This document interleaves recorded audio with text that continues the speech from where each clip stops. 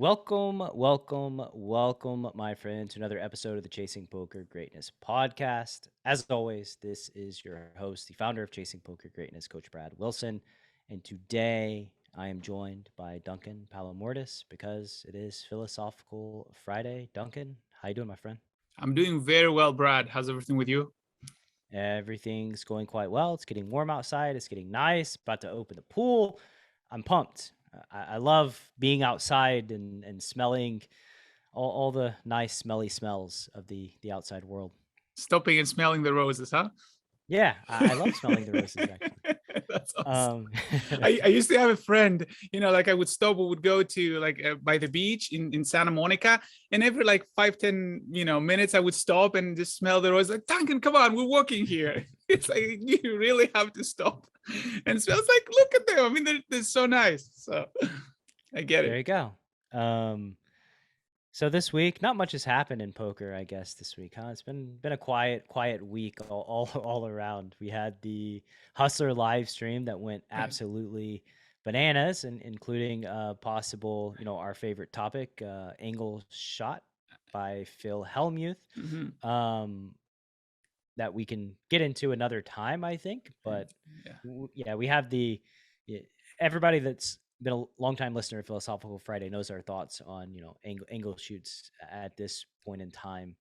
Um, my only comment is that I think it looks bad. I don't think that he necessarily was out of line in that hand just because it was like a home game like atmosphere and Right. he was giving Tom Dwan a sweat, I believe. They just didn't have a good angle on it. Right. They didn't have a good camera. And I mean, judging by his face, he was trying to give Tom Duan his cards to see these cards, which is very typical in private games, but not when you're playing with amateurs. So if there's anything, any foul play is that he didn't clearly explain himself. He didn't say, dude, I'm not folding my hand. I'm just passing it to Tom Duan. He should have clearly stated it Well, because, again, like you're playing with a lot of amateurs and they trust you. So you gotta, like, I I I, th- I think another thing that was confusing. I think Tuckman on the call said that Phil folded. mhm. So when he said that, then I think people got confused. What I actually think was confusing was, or what confused the villain in the hand was that Phil turned his hand face up, Mhm. and the villain assumed that that was a fold. Right. Um, but in a cash game, like I'm Right. assuming where they're playing at Hustler, like you can turn your hand face up once the action's like gone Right. or finished or whatever, which was the case. And so I think that was like the confusion mixed in with like Tuckman Right. thinking that Phil folded because he pushed his cards forward, giving Tom Dwan a sweat, and then when he turned his cards over, I think that was where everything got super confusing. But Absolutely. And by the way, this is not a universal rule. There are some casinos that if you turn your hand over, your hand is dead. In most casinos, to be fair, your hand is still alive. Like the yeah, casinos don't care. But there are places where your hand is actually dead. And they were playing with amateurs. So one should be very, very careful. And incidentally, for David Tuckman that you mentioned, he for all we know, he may be looking at the same camera we are, he right? So probably yeah, is. yeah, He's probably just looking at the monitor, and monitor, right? so it looked like a fold, It right? did. Like It did if look you're like it, watching, like it a looks like a fold. clear fold, yes. But I mean, his facial expression was not like, oh, I got you, or I was trying to angle shoot. So like, if we read everything, like he was so adamant that he didn't fold his hand afterwards. I mean, it would have been like the greatest angle shooting in history for just like 5K and Right. just ruining your career. I mean, it doesn't make sense at all. But yeah, I will and say that there's a time and a place too for like the Hellmuth blow up, which I haven't seen yet because this is all very fresh, and the stream is eight hours long, oh and it yeah, was like apparently lots of action, but apparently he did have like a meltdown oh he did. somewhere. I Oh, think so. That's what I heard, and Phil Hellmuth had a meltdown. I know it's shocking, right? I would say that what's different about this would be the environment that he was in, Mm-hmm. where you got to read the room, right? Like Absolutely. if you're at the WSOP and you're playing with a bunch of like seasoned professional grinders and you have a meltdown and you yell at me for 10 minutes straight, it's not going to affect me at all. However, you yell at people with giant followings when poker is getting lots of eyes on the game itself because of the influencers involved. I think that's just like bad form and just Sure. kind of silly. But I mean, Phil Hellmuth's going to Phil Hellmuth. So Right. what can you do? Exactly. Yeah. But incidentally, since this is Philosophical Friday, one comment I want to make, if I may, that I agree with you that, like having somebody yelling at you as a professional, like you said, you wouldn't be affected. And I understand. I usually agree with that situation. That being said, just for the listener out there, or the viewer, if you're watching us on YouTube, there's absolutely nothing wrong. If somebody yells at you, it doesn't matter what their first or the last name is, you can actually call the floor. Like you don't have to deal, like, I mean, poker tournaments can be very stressful situations. It doesn't matter who that person is. You don't have to take that nonsense from anybody. Like that's one thing that, I personally learned, just have to stand your ground.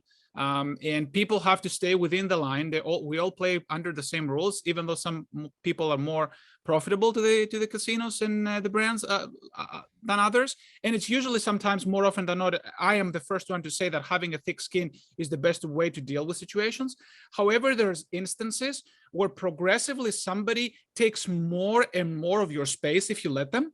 That is actually a bad thing. And you do want your space. You do want your space to think. You do want your space to, have like a peaceful environment. So if it's something that, whatever, I mean, the guy is just wanting to blow off some steam. It doesn't matter. He lost a big pot, and you don't want to say anything to let the game going. That's great. And actually, that's a good thing. That's anti-fragile. But if you see progressively somebody, getting more and more of your space to the point that you've given up enough real estate at the poker table, that shouldn't be okay at all. And, Agreed. you should speak up for yourself.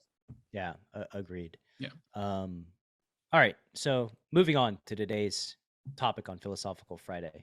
Have a post by Rollo in the Philosophical Friday discussion channel in Greatness Village. That's at greatnessvillage.com if you want to hop in and join the discussion about Philosophical Friday, as well as all the other things that are happening in the poker world, as well as a daily Wordle thread in the water cooler, by the way, for you Wordle fanatics out there. I know it's a very polarizing game, this Wordle. I used to play that as a kid, by the way. It was called Mastermind at the time. I don't know if you heard of it. It was a very popular game in the 80s/90s. And I used to play that as a kid. I loved it. It was about colors, though. It wasn't about words, which is similar. Yeah, I don't remember that, but Okay. I believe you. It's too simple of a concept to have never, gone down before. Right. But so Rollo in the Philosophical Friday discussion channel had a topic idea or had a question. What poker skills are applicable to life outside poker? Do I have an example of times a poker skill has benefited you in life outside poker? Thank you, Rollo, for the great discussion idea. And so now we're going to dive into this topic, and I'll throw the ball to you first, Duncan. Absolutely. And just as a reminder, this is an excellent topic. And if you guys have any other ideas, questions, or comments, or even objections, I mean, we love those too. We can actually talk about them and try to, go into the nuance. But yeah, let's start with one simple question, right? Let's try to build the topic up to finding skills which are applicable outside of the poker table. First of all, is poker in general useful beyond the tables? In other words, what somebody is, are there any skills in general that somebody would need in other areas of life, Brad? Yes. Excellent. Very good. You heard it here first, folks. The answer is indeed yes. Breaking news. Breaking news. So, what would you say some of these skills are? Regulation of emotions, logical, critical reasoning, critical thinking. Mm-hmm. I think patience is one of them. I think being process oriented is another useful skill way outside of poker. And I think, those are the ones that come to my head kind of instantly. Which ones am I missing out here? Oh no, this is great. I mean, I was just add also the idea that People learn to deal with other human beings a lot. It is a social interaction, especially if you're playing live. So knowing Well, how it can be. okay. I've met a lot of poker players who play at a relatively high level who have not learned that skill over time. You're absolutely correct. And actually, I would say that this is a skill in and of itself to deal with this kind of people at the poker table, right? The people who don't want to talk to you, or the people who do not want to interact, or learning how to deal in a silent table. That happens sometimes in work environments, right? So again, being in a place where other people exist, right? It falls under the umbrella of people skills, right? You have to deal with people who are next to you, whether or not you interact with them or not. It's a different story, but you have to learn how to coexist with a bunch of people for a significant period of time. So I would say people skills. My personal favorite is that it adds a perspective to luck, which is not necessarily believed at first glance. What do I mean by that is that we do not have a sense of how much influence luck has in our lives. The fact alone that we were born and we were, basically in competition with a bunch of other sperms and eggs in this case, and we were the ones who made it through. The fact that we survived, child mortality, the fact that we made it the way we are today. All of these luck factors if we have a roof above our heads, if we have food on our table, like all of these things are the fact that we're born in the place where we're born, and I could go on forever. Yeah. So these are things that shout out to all those billions of my sperm brothers that didn't make it. That's exactly right. Exactly right. Sorry, guys. And sorry you don't have any ears to hear that, but but that's correct. So there's a lot of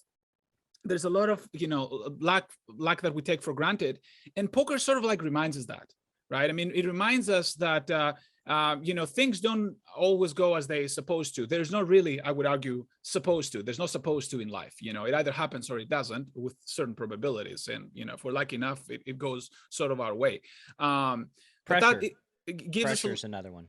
Pressure, yes, very, very, very good. And anyway, so a luck perspective, and I think in general also, it is such an intense experience that I would also say that in a meta level helps a little bit with philosophy. It helps put things, more things in perspective, not just luck, many things in perspective. What matters, what doesn't. Life giveth, life taketh away. Things like that can actually be triggered by interacting with at the poker table. Yeah, it's sometimes though. I will say this, in my experience at least, the lessons that you learn from poker can both be beneficial and not so beneficial when you interact with people who have not learned the same lessons that you have. Looking at things through a lens of like data, right? Mm-hmm. Instead of looking through the lens of one life experience. Just as a quick little anecdote, flag football is one example that comes to my mind really quickly of understanding that, like, when you run a play, it has an average, right? Like, it's going to work X amount of time for X number of yards, and recognizing that, like, yeah, that means that, like, you can run it 3 times in a row and nothing happened, right? And it go poorly. However, we're taking the long-term approach here of saying, like, if we run this 1,000 times, it will average X number of yards, or we'll have X amount of success. And that's a hard thing to relay to other people who are just like very focused on the one sample size for a specific situation. That I think that can be a tough bridge to gap for poker players in the real world, because I think human beings by and large sort of live in that sample size of one and believe through the lens of that sample size of one, which is where a lot of social issues kind of spring from. Exactly. And I would argue that living in the world of results orientedism, the idea that everything depends on what results we saw, this is part of a bigger issue, and I think you alluded to it in your last sentence. Every time two humans interact with one another and have different perspectives, there's going to be difficulty in communication, unless they can actually agree at a meta level, which is, again, you see why meta humility can be so helpful, right? I mean, the understanding that these two people have different perspectives. So you can have a disagreement in a conversation with two people having different perspectives without understanding that they have different perspectives. And you can have a disagreement even though they do understand they have different perspectives. But there is going to be a disagreement if there are different perspectives. And that can happen whether we're talking about the law of large numbers, as so eloquently you described, the idea that, long run takes time to materialize, or whether or not we're talking about politics, we're talking about, personal relationships, or whatever it is. As long as people have different perspectives, they're going to be disagreements. But just one more thing just sparked in my mind. Seeing that difference that you just mentioned right now, right? Seeing the difference that, oh, you know what? I see the person having 3 failed attempts at the football field, and I understand that could be just a long stretch of bad luck from an otherwise good strategy. And I know that could be the case, but the other person sees it as, 3 failed attempts. They think that the strategy doesn't work, and we have that disconnect. Perhaps maybe, if the topic was different, I would be on the other side of the argument. I would be the ignorant one, right? So what that can help us understand that, listen, something that feels so obvious to me because, again, I've been at the poker table, maybe it's not so obvious for the other person. Maybe the roles can be reversed. So again, it can potentially, depending on how open we are to accept new things, that can actually open a bridge to humility. And in that case, again, meta humility, and be able to connect with more people. Yeah, I agree with you 100%. And it kind of reminds me of, last week when your suggestion regarding like RTA was basically to just let everything, just battle royale, no holds barred, everything goes type situation. And the more that I thought about that approach, the more I recognized like it's at least honest, right? Like it's a very honest approach, and um, everybody knows what's going on. Like everybody knows what they're getting into, which is sort of like how poker was meant to be, right? Like that's, you sit down at a poker table playing in live poker. You know what you're getting into, you know the game that you're playing, and then you just play the game and let the chips fall where they may. Well, online poker these days is not exactly like that, right? Where you are playing a game and you don't know what game you're playing, for the most part. So like I do see that there is a lot of merit to your suggestion last week, and really shifted my opinion on that. Although again, I think the problems do exist by and large in the poker community, in the poker world, and playing on the poker platforms. But I do see that idea has tons of merit. The more that I sat with it after our discussion last week. Thank you. And to your point, the problems, like you said, the problems do exist. And this is not some sort of like a panacea. It's not like, oh, we do this and the problem is resolved. Right. The suggestion is mostly of the kind, let's try this, see what happens, and tinker from there. Like, my approach is more of the kind, let's try, let's give the opportunity to the good guys to fight back, because the good guys at this point have 2 bad options. One option is to not play at all, and another option is to do something that goes against their ethical code. Because there's a third option, right? You just take it. I mean, oh, sure, yeah, exactly. Just deal with it, right? Which I think that third option is where 99% of online poker pros fall into, is they just say, okay, this is part of the price of doing business, and just deal with it. Right. Yeah. No, you're right. Yeah. Very good. So they basically accept the disadvantage that they're going to get against the cheaters. Sure. Absolutely. Right. And and for the record too, it is very frustrating. That is a very frustrating experience, knowing that you're deep in the decision tree, like a place where I've typically thrived in my career. John calls it woodshedding, right? Of like getting into this situation that's somewhat foreign for both players, and then doing your best to navigate it to the best of your ability. That's a place where I've typically thrived as a poker player over the years. And whenever you know, I find myself getting into those spots and like villains tank and then eventually come to a conclusion that is way outside of how players typically play. And you see it again and again and again and again and again. That is exceptionally frustrating when you're playing poker, because that's, you know, that's basically my edge being mitigated by some outside force. Right. And there's nothing I can do about it. Exactly. And it may even take a long time. Again, tying back to the law of large numbers you mentioned earlier, it may take a long time to figure out that there is actually a pattern, because again, it could be just a matter of bad stretch, right? Yeah, that's could be. However, you see it many times, especially, you know, there are some situations that are relatively foreign, but the pots are not that big. And most players don't typically take a ton of time on their decision making when the pots are not very big. And you just see it like becoming a thing now where, okay, it's a spot where, you know, one bet goes in on the river and it's like a 3x bet, and then it's this big tank, or a 2x bet, or 1.5x, or whatever it is, and players start magically playing better in those spots. And that's like, it's frustrating, right? From the professional poker player standpoint. Absolutely. Which now this is actually an excellent segue to another potential skill, which is dealing with the fact that I guess I'm taking that for granted, the fact that life is not fair. I don't know if you want to push me back at all. Okay. So dealing with the fact of life, that, you know, life is not fair. And do you have any thoughts on that? Has poker helped you in any way? You just reminded me of this, just, you know, that life is not fair. Has poker helped you in any way to deal with this?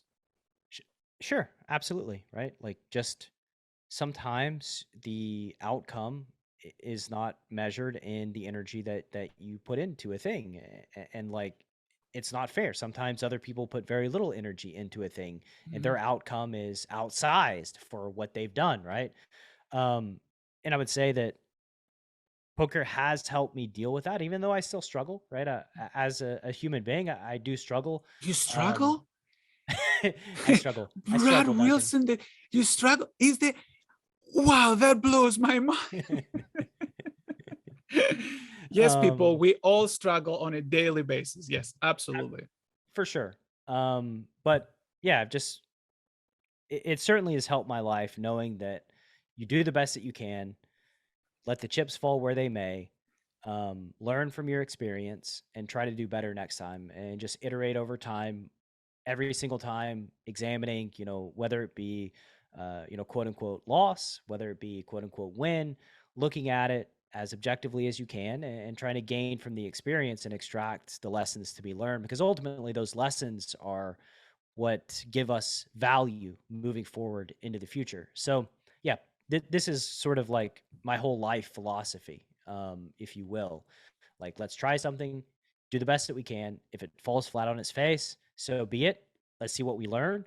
And in that way, like, I really don't look at things and wins and losses so much anymore. It's just one giant learning experience. Absolutely. And notice how, like, a lot of those things scream the influence of poker, right? I mean, I don't see wins and losses anymore, because again, as poker players, we cannot afford to look at wins and losses, because we have so many losses all the time. So that we need to find a way to deal with this, right? So we learn to not necessarily become non-sensitive anymore, not necessarily become insensitive, I should say, but it is more we learn how to deal with this on a frequent basis, which I would say is great. The metaphor that I like to give is that poker is like life in many respects. You know, sometimes in life you do the wrong thing and you get rewarded, like parking in the wrong parking spot, you know, you're not supposed to, and you don't get the ticket, right?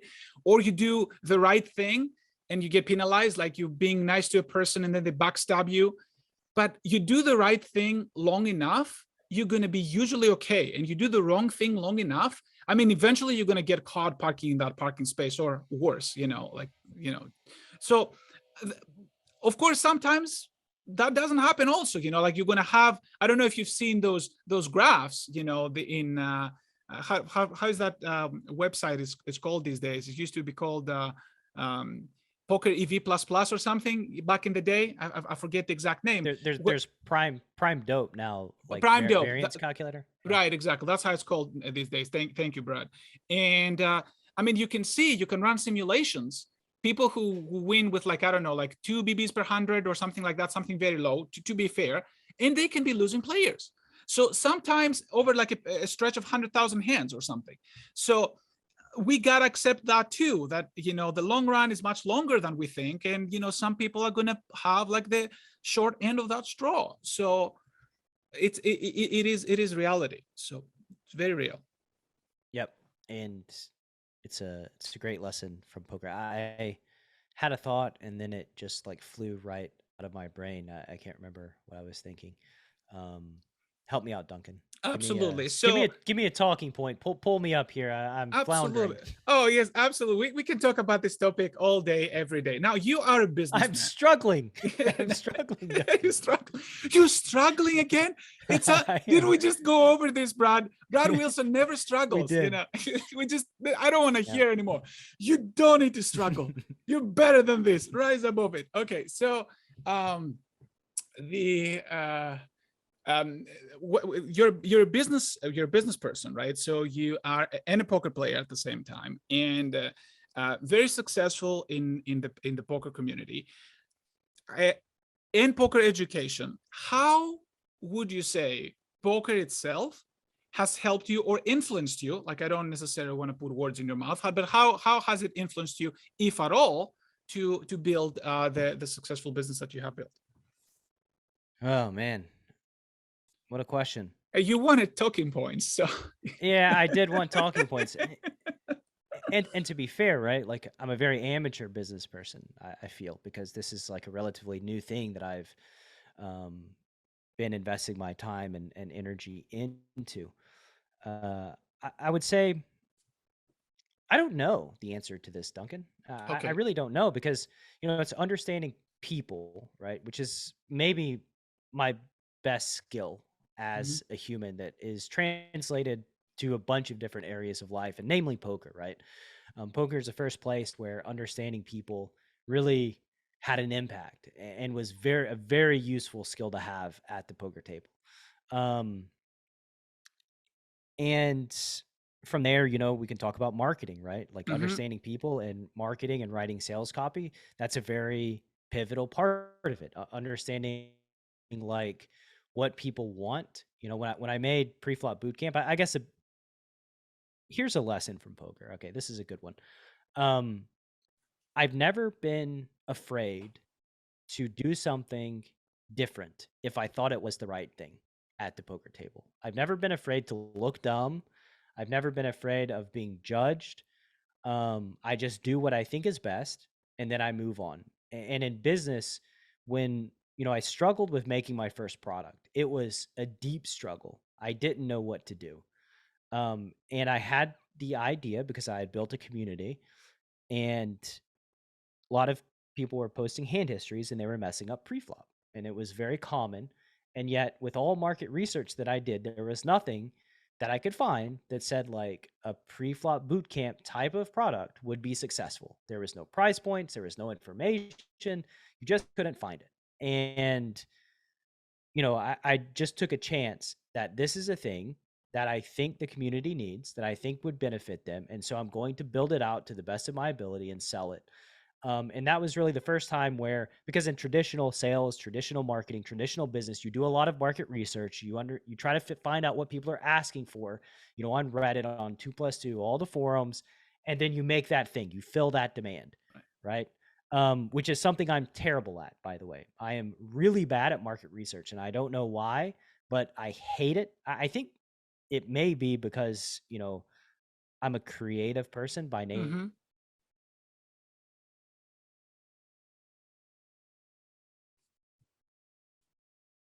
Will be beneficial, which it doesn't always jive with what the market wants, right? So for me, that was a major lesson that I learned from poker, was like, just do your own thing, do it to the best of your ability, and try to provide a service that you think will be beneficial, even if people aren't clamoring for it. And that served me very, very well with, you know, making my first product with pre-flop bootcamp. And I try to follow that as I move forward with other products as well. This is excellent, and a few points, like as you were talking, like the first one, the idea that you don't care what other people are saying, right? I mean, when you try different things In poker. in poker, sure, yeah, no, I think that's important, because I think if you don't judge yourself, you nobody else can judge you, right? I mean, the idea that offense cannot be given, it can only be taken, right? I mean, if you let somebody else offend you or judge you, that's because you're letting yourself being offended or judged. I think that's very relevant. I just it took thought, me a long time, by the way, to get to that place. It was not something that like happened overnight. It was a transition. And one of the major things I think that I realized was that there are different levels to this game, and most of the time the feedback of somebody like crushing me historically or posting a hand or whatever it was me. I recognized that they were operating from a lower level. And as soon as I could recognize that, like a lot of the criticism were people operating from a lower level playing poker, then I could just throw it away and was like, right. that's just not useful anymore. But I mean, there have been periods of time, I called with Jack high on a Card Runners video a long time ago. Sure. And we all have at some point. Don't worry about it. yeah, well, I called it, and like villain turned deuces into a Sure. bluff, right? Sure. So like I lost a pot. It was like a 2K pot. I thought about deleting the video because I was like, oh my God, I'm gonna look like an idiot. And then I was just like, I don't care if I look like an idiot. Sure. Like I made the best decision I could, and I posted it. And the number one comment was, "This was the worst played hand of my life," right? So yeah. no, I mean, this was the worst played hand that I've ever seen, right? Sure. But again, it didn't really affect me because given the opportunity, I would still call with Jack high because I thought it was the right thing to do. Exactly. So you're not judging yourself, right? I mean, that's my point. You're not judging. You think you did the right thing, and I think that's very important.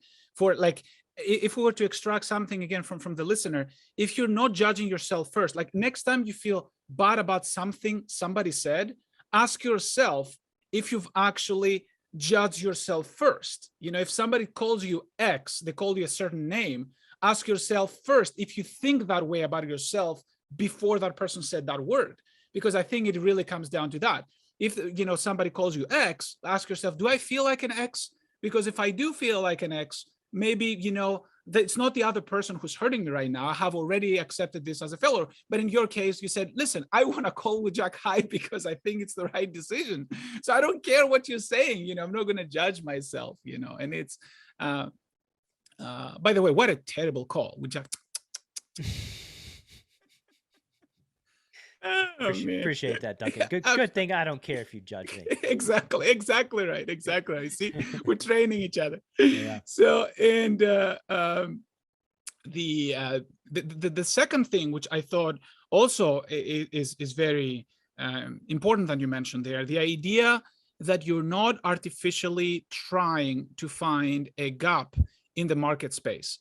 You're not saying, listen, okay, today, my goal is I'm going to try and find a gap in the market space. Instead, you actually look inside yet again, and you see something that you know how to do in this case, some pre-flop construction, or what you call it, the pre-flop bootcamp.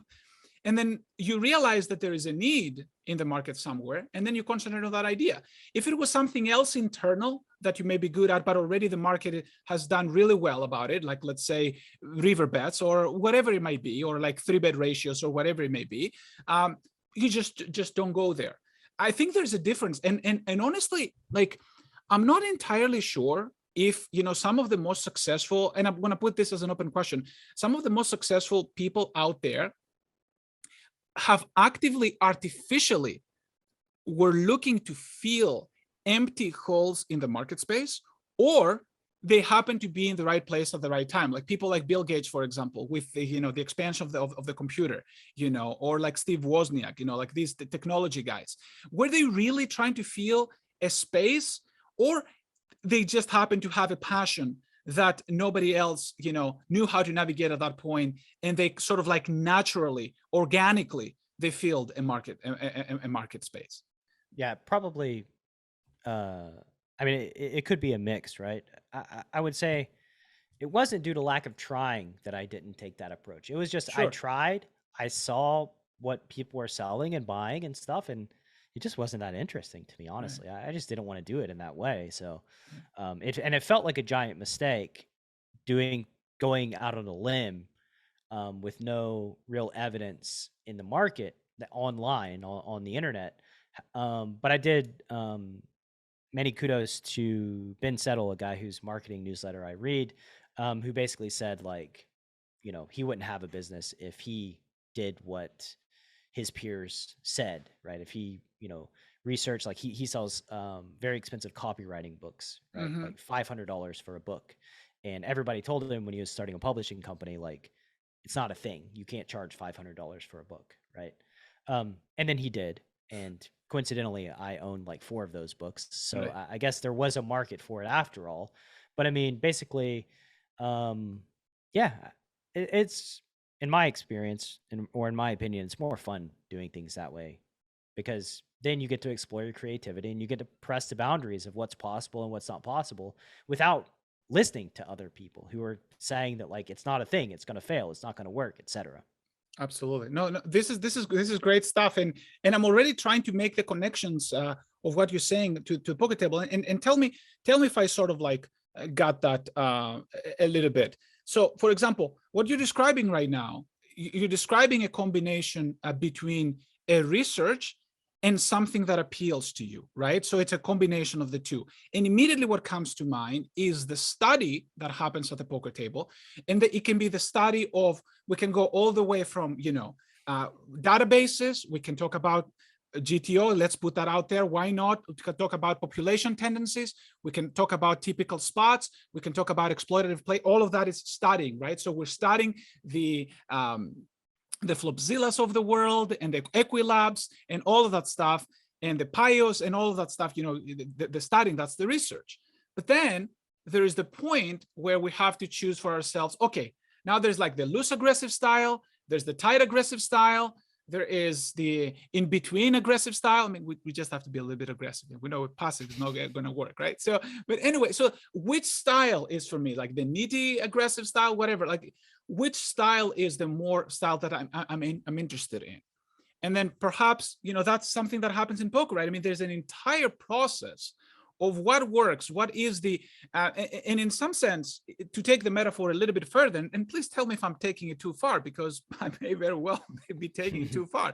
The idea, we're sitting at the poker table, and then we need to choose among some different styles, a style that we want to play, which would, like, we don't necessarily, for example, let's say that needy is too boring for us. We don't want to play a needy style, but at the same time, we need to be able to feel the market spot at the table, which is a metaphor for the style that actually counters the styles at the poker table.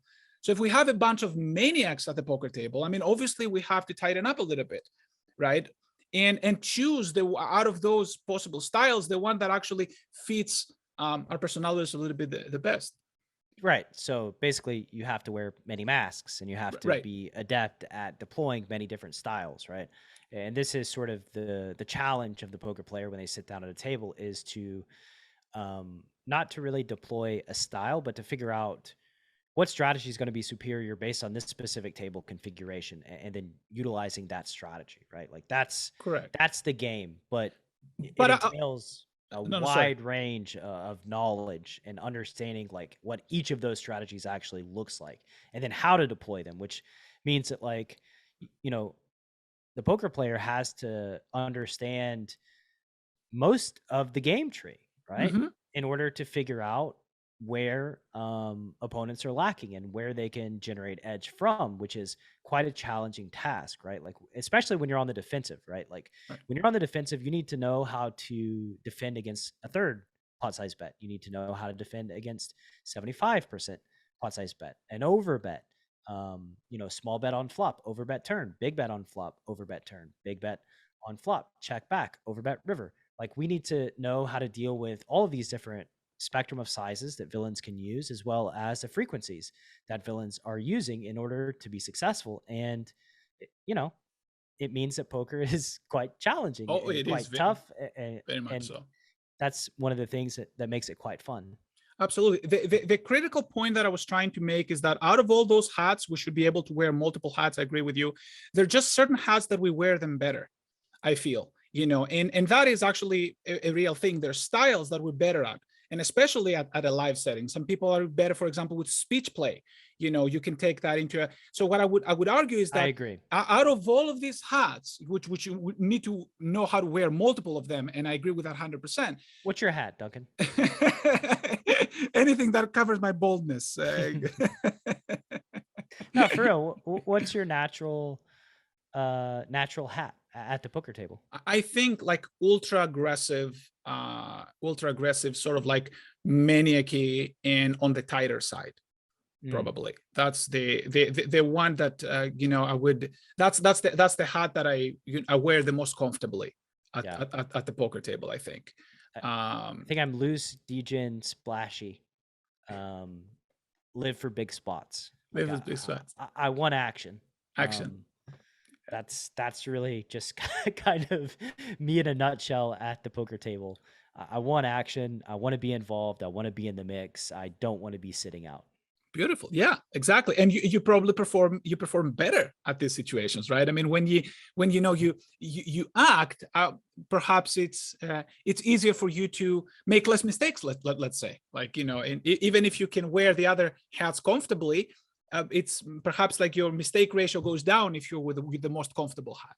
Absolutely. Yeah, absolutely. And that could be like, back to Rollo's very big question, right? I mean, that could be something which sounds to me you did with your business here, right? I mean, you chose the thing that out of the spectrum of things that interest you, right? You chose the one that also there was a market space for, right? So, and I think that ties to the idea of we do a lot of studying. So there is a research necessary. We can't just like do this without research, but then again, we choose the thing which is closer to where we can perform the best. I agree. Yeah. And yeah, like extracting, what I just said away from the poker table, wearing the hat that makes sense. I think this is also applicable in business and marketing and all of these things as well, where we have a natural talent and my end goal is to utilize my natural talents to the best of my ability and make hires for other people whose natural talents are different than mine, but there's a need for them within the business. I think that's should probably be the goal of most businesses. But yeah, definitely a lesson that's been taken from poker. Absolutely. And I would also like, since we're talking about businesses, I would also add, there was a very interesting example. There is a famous backgammon player. Unfortunately, his name eludes me right now, and I hate when that happens. But we'll go with it. And he was talking about. We'll hear the apologies next week in the intro, I'm sure. That's excellent. Yes. And he was talking about the idea that I think him and some of his fellow backgammon players were recruited and to become day traders, because backgammon players, very similar to the poker players. The only difference between backgammon and poker, I call them, level 2 and level 3 games. So has the thing that we don't know about backgammon is what the dice is going to bring next, which is the equivalent of we don't know what the turn and the river are going to be.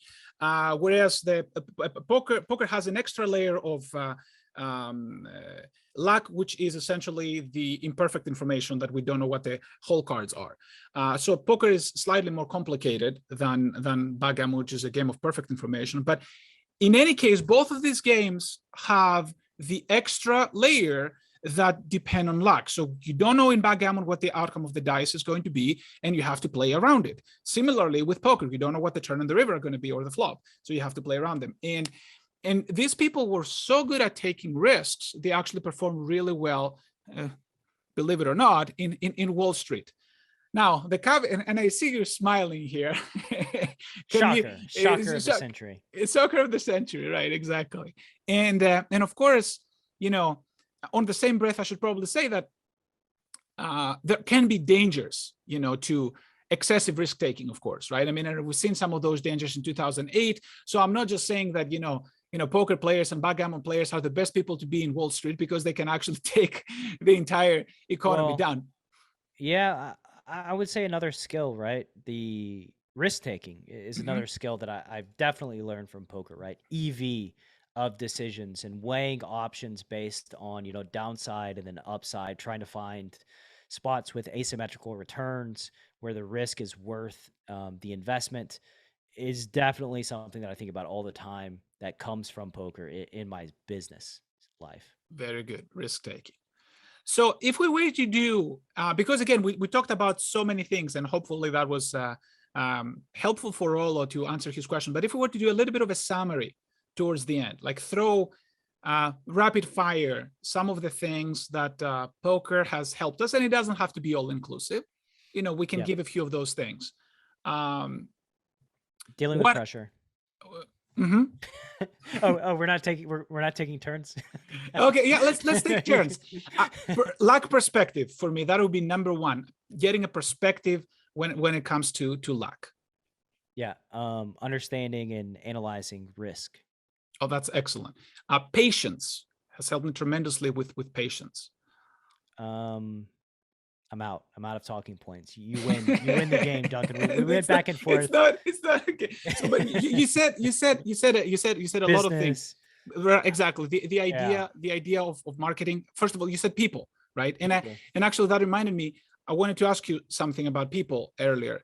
How many of the people you use today in your business are one way or another related to poker? In other words, how poker helped you to expand your social spectrum that helped with your business? Um, the only person that I would say is not in the poker space would be my assistant Gwen, who I hired independently, and then everyone else that I communicate with on a regular basis. I mean, really, poker is the center of my life experience. I Right. met my wife playing poker. I've Right. met all my best friends through Right. poker. All my connections through the podcast come through poker. The folks who work behind the scenes on things like website, SEO, these sort of things, poker. Um, just poker has been the basis in which my social life has been built around. And yeah, So it can help with PR too. That's and networking, absolutely. networking, right? It is a social game. And one of the things that I always, you know, tell my students, and by now I'm pretty sure I sound like a broken record both here and in class, is that I tell them, there's always going to be a contrast between having fun and profitability. These two things are at odds. They don't have to always be at odds. You can having fun while having profitability too, but they're going to be at odds.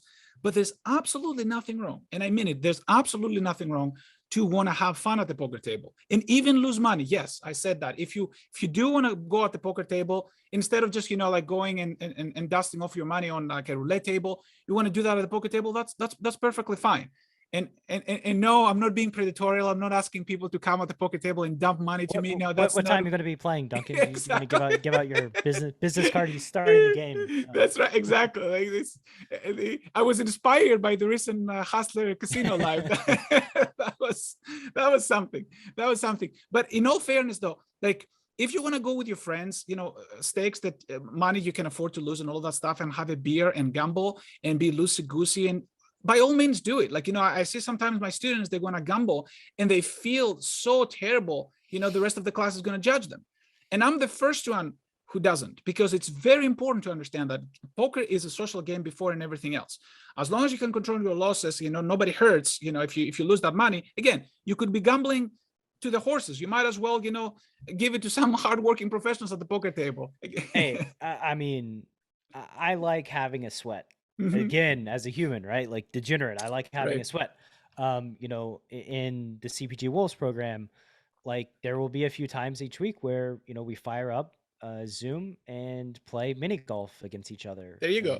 and gamble, right? Like There you go. this happens quite regularly. We play Settlers of Catan against Settlers each of Catan. other, and there's always a gamble when we play Settlers. Um, I think that again, if you go play a round of golf, there's costs that are Absolutely. incurred. You pay green fees, you buy your clubs. There's Right. all these Exactly. costs for doing something that's fun.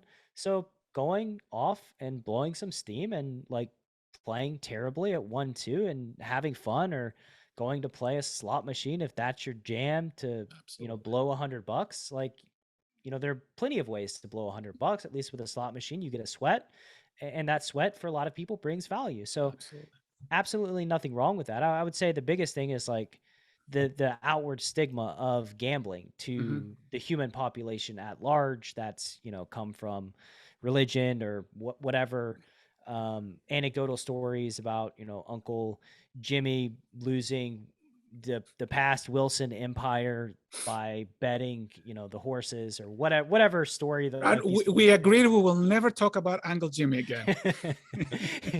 He lost everything. I would never be doing this podcast right now. Okay. Cut this out.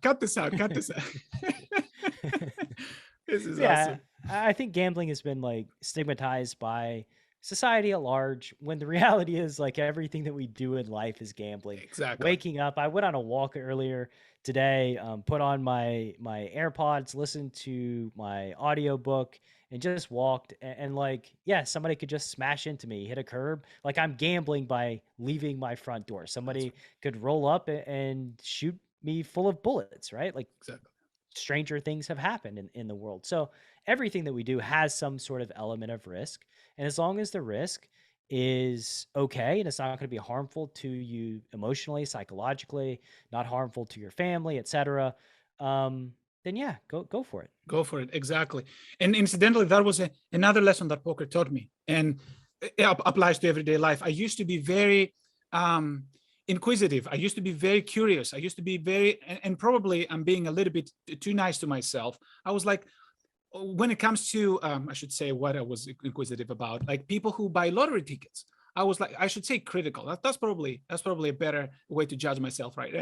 Judgmental, like, why would you buy a lottery ticket? But then poker taught me something. It's like, Duncan, not everybody assigns value in an EV sense, right? So we may assign value, for example, to a lottery ticket by just a pure EV. So it's because it's negative EV, nobody should buy. We'll say nobody should buy lottery tickets, but it doesn't work like that. Which was my stance, by the way, for a good 8 years, not 8 or 9 years. It was like, why would you do such a thing? You're paying $1, they're giving you back $0.25. It doesn't make sense. It doesn't make sense, right? But then if we think about it, they're paying $1, they don't get a quarterback. They get a quarterback in dollars, but they may get $2 in entertainment. They may get in the anticipation, in the fact that what if has so much value to some people. And that's what I realized. It is a sweat. Exactly. The price of the sweat. And for some people, it's priceless. And I was like, okay, maybe you guys should buy more of these, actually. Like, yeah, I had the same thought. Like, I'm going to go buy a bunch of lottery tickets now. There's value in the sweat. Let's go. You heard it here, folks. Let's go buy lottery tickets. I mean, you go to the movies, right? And it's typically going to be like $30 or so, right? So you go to the movies, buy popcorn, it's $50 at least, right? You buy $50 in lottery ticket. What's the difference? And one, you get to experience cinema in the movie, right? That's the value. And then the other, you get to sweat whether you win or not, and you get to daydream about what you'll do with all the winnings and the people you'll help, or the way that you'll squander your fortune, like Uncle Jimmy. Uncle Jimmy. I mean, yeah, you can. Strike number 2, Brad. Strike number 2. There's lots of value in the sweat. Is basically what I've learned. There's more than one way to quantify your return, which poker actually taught me to quantify it in one way, and over time I've sort of learned that there's multiple ways, and that the sweat itself has value, and that's actually the sweat itself is what casinos are built on anyway. Exactly. And that matters. And I think that's actually a wonderful way to finish this up. I mean, there's so many things, in both practical that happen in real life, but also theoretical or philosophical or psychological that can improve the perspective. Like, for me, for example, I would put perspective as number one. I mean, poker, I used to say, you make your own luck, until I found poker, right?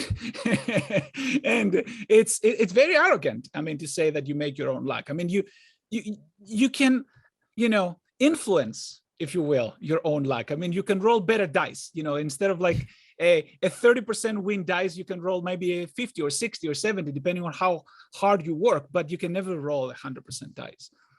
Absolutely. Absolutely. Good talk, man. Good stuff.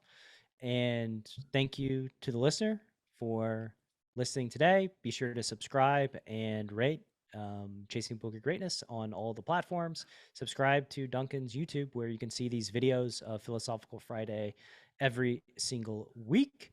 We'll have a link to Duncan's YouTube in the Philosophical Friday discussion. And yeah, I think we'll shut it down and catch y'all next week. Absolutely. Good talking to you, Brad, as always.